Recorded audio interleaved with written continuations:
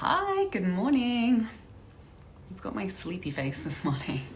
But I have a very special guest who is going to pop on. Her name is Miranda VonFricken. I'm really excited to chat with her and share her amazingness with you this morning. Here she is. Hi, Miranda. She is a LinkedIn genius and a female empowerment coach, a speaker.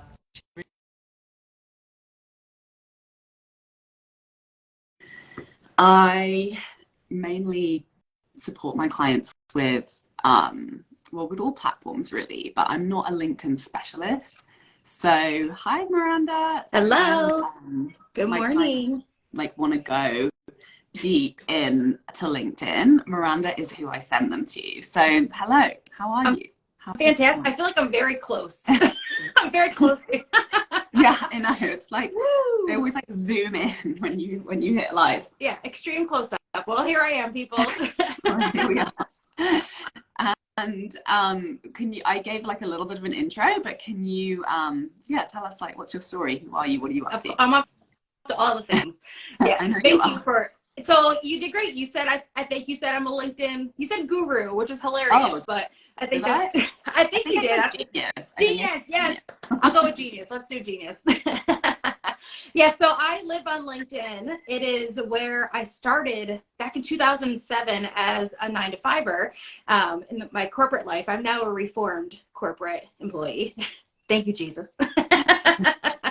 So I started forever ago, back when it was a resume site, and I used it to connect talent to opportunity. Right? I was a recruiter. I was a career director at college. And from that point forward, I love writing. I've always been a writer at heart. So I created content just about what I was doing.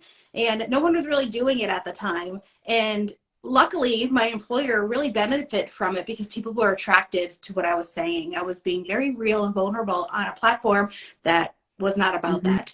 And mhm. then it got really popular over the pandemic and a little before, where people started to really express themselves personally, not just professionally. And I felt like I could just kick it up a notch, right? So my personal brand, I went really hard with it, and by personal brand, I really just mean I was myself. I wore tutus, I wear lots of pink, and I wear a lot of blue because LinkedIn's my business. So I like to represent. But yeah, so I train on LinkedIn. I go into corporations and train their sales teams, their marketing teams, and kind of act as a baby agency for small businesses and female entrepreneurs who understand the value of the platform, but don't really understand how to use it and how to get that value back from it. So I train, I have done for you services, and I speak a lot on personal branding, LinkedIn, and one of my favorite topics, which is self-leadership. So kind of do a few things. Yeah, I'm excited to dive into your wisdom on personal branding today because I know that will apply to everyone in my audience. But I think it's worth mentioning that like some people still have a bit of hesitancy around LinkedIn because they're like, are my people on there? So I think it's good for people to know like everyone is on LinkedIn. It's like Yeah. another social media platform now. Like coaches are on there, healers are on there, like every different type of service provider or business owner is on there. So it's a really great place to like connect with more people. I get clients through LinkedIn.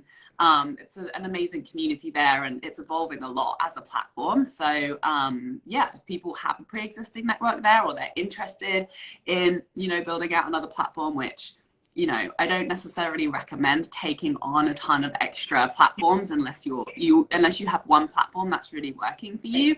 But if you've already been on LinkedIn because you had like a past life in corporate or still have community there, it's definitely an amazing space. So tell us about personal branding. Like, what do you wish more people knew about personal branding? I wish people honestly didn't get hung up on like the colors and the fonts and all the like technical stuff that comes with a personal brand. And I wish they focused more on the energy of personal branding. Mm. And that's where I really thrive because I didn't even know I had a personal brand until people started saying like, I really recognize you for this, or you make me laugh in the middle of the day, or I feel this when I see your content, or your face pops on LinkedIn, which is typically a good thing. But sometimes people will say like, your face is the first thing I see on LinkedIn. And I'm like, sorry, I just post a lot. Sorry, not sorry. Yeah, my bad. I hope you like it. But yeah, I wish they focused more on the energy of the personal brand and how you want to make people feel, how you want them to feel about you. When I train about personal branding, it's a mix of all of that plus people's perception, right? So there's that combination of, I may think I'm awesome and fun and silly and, you know, inspirational, but someone else may think I'm annoying, right? So that blend of that personal brand's not for that person, which is okay, but doesn't mean to stop being that person because it didn't vibe with someone else, right? So completely shining your light on who you are 100% authentically. Like, I go on a professional platform like LinkedIn and talk about Jesus, which is just kind of unheard of. I'm going live today praying on LinkedIn, and it's not like the huge part of me. I mean, it is personally, but not my business and brand. But I'm starting to evolve the professional side of me to reflect more of the personal side of me. And that's what branding is all about, right? Being exactly who you are, being recognized for something very specific. You say, like, you were so correct in saying that, like, people on LinkedIn, like, more than ever, healers, coaches. I had a plumber as a client. Like, I love the unlikely on LinkedIn because you'll stand out, right? For your personal brand, for your messaging, for your authenticity. People want that. They crave that, especially if you think about who's the typical 9-to-5 user, or I just gave it away, who the typical LinkedIn user is a 9-to-5er sitting at their desk, maybe taking a break from doing their work and scrolling on a site that IT doesn't block. Right? So back in the day, IT used to block Facebook or Instagram or any fun sites. They didn't block LinkedIn because it wasn't as social as it is now. They're still not blocking it because they see the value of it professionally, not only for their employees, but for their company and their brand as well. So if we're individuals talking about our business and our company and what we can bring to the table for our clients, we first have to start with how we do that for ourselves. Right? And how we make ourselves feel in the process, in the journey of being an entrepreneur. And that's where I start when I work with people on personal branding. It's all about, like, what's your jam? How do you roll? How do you feel when you wake up in the morning? What are your core values? It's very heavy on self-awareness, leading then to abundance. I love that. And a question that I get a lot, which I would love to hear your take on, is, like, how do you navigate, like, the boundaries between your personal brand and your personal life? Because, you know, it's like, yeah, be authentic, show up and be all of you, but, you know, so there are some gray areas. So how do you, like, select which parts of you and which parts do you leave out, and what's your process around that? Yeah, so on LinkedIn, it's, for me, I say, how is this going to drive someone else's professional life? How will that help them get promoted in work? How will it help them in business to get the next client? It's all really business driven through my personal feelings and thoughts. So I don't really post a lot about my kids. However, there may be something that happens while my daughter plays basketball, that a lesson she learned or something I observed, and I want to bring that to LinkedIn because it's something that can be used in a personal life to advance us personally and professionally. So you won't see pictures of me in my lunch unless it's like a business lunch with people. But more than likely it has something to do with how this will drive advancement and career and, you know, elevating women's voices in our businesses. How will this advance my mission, my drive, my cause, the goals I have for my life and my business? And can it help someone else, right? Like, just recently, I'd been going through it. Right? Like, I live in New York. You do too. Actually, the seasons are gray and dreary. Winter is longer than it needs to be. So I was feeling some type of way and needed to kind of, like, break out of New York and get to some palm trees. I needed some palm tree energy. And so I had posted about, you know, feeling the winter blahs and how it was just, like, kind of heavy and taking on, like, a life of its own. And I had to do something about it.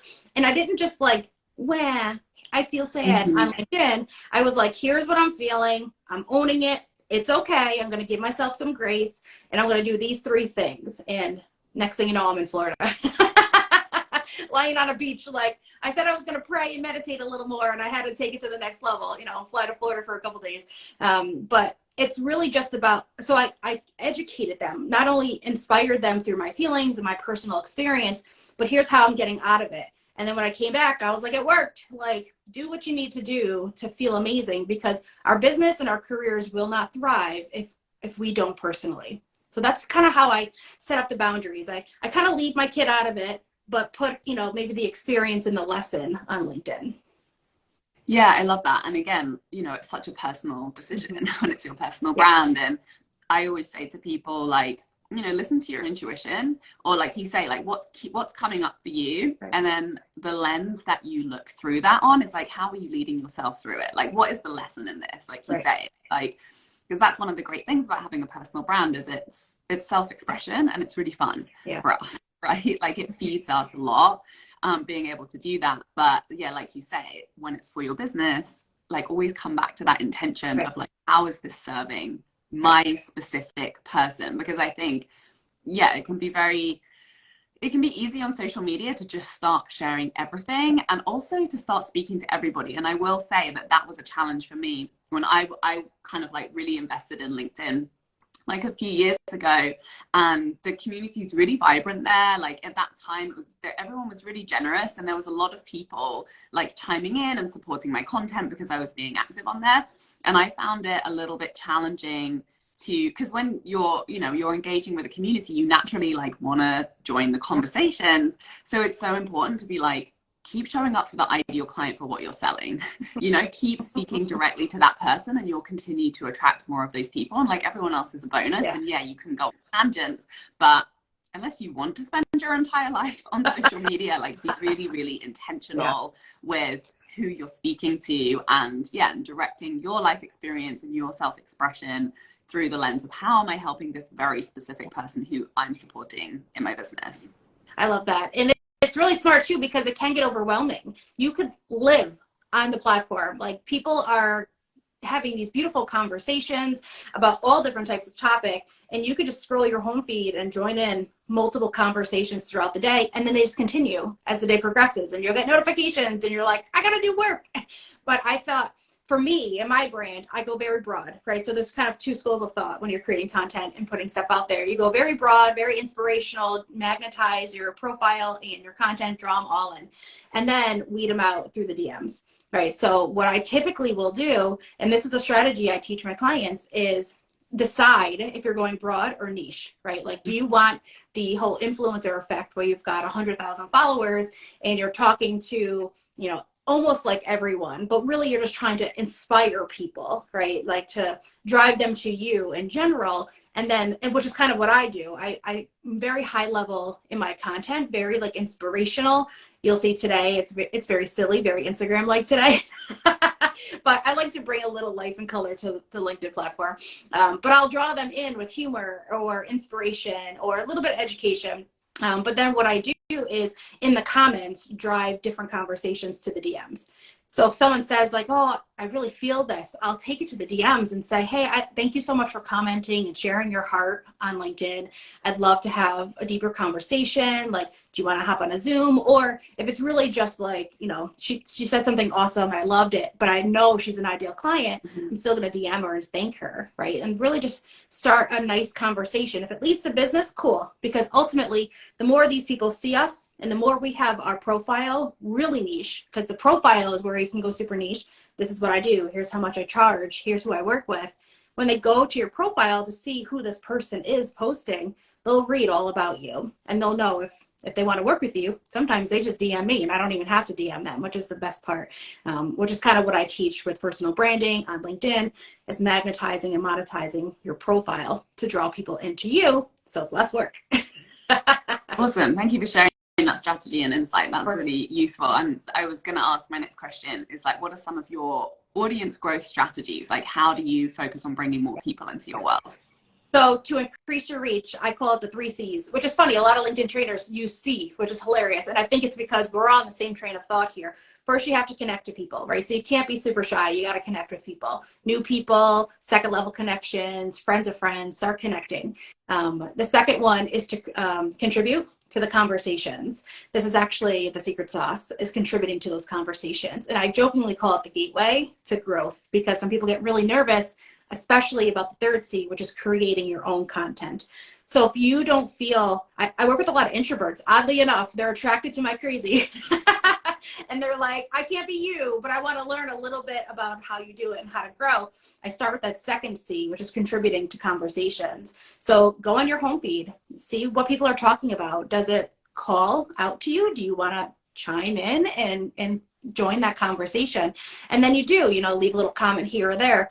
And just do that for a little while. So I have 3 different ways I kind of tell them. Start with your home feed, go to your current network who you're already connected to, so it's less pressure. You're not like talking to strangers, and see what they're talking about. Go to the first 10 people and go to their activity, see if they're posting, and engage with that, right? To kind of like nurture your current audience already, right?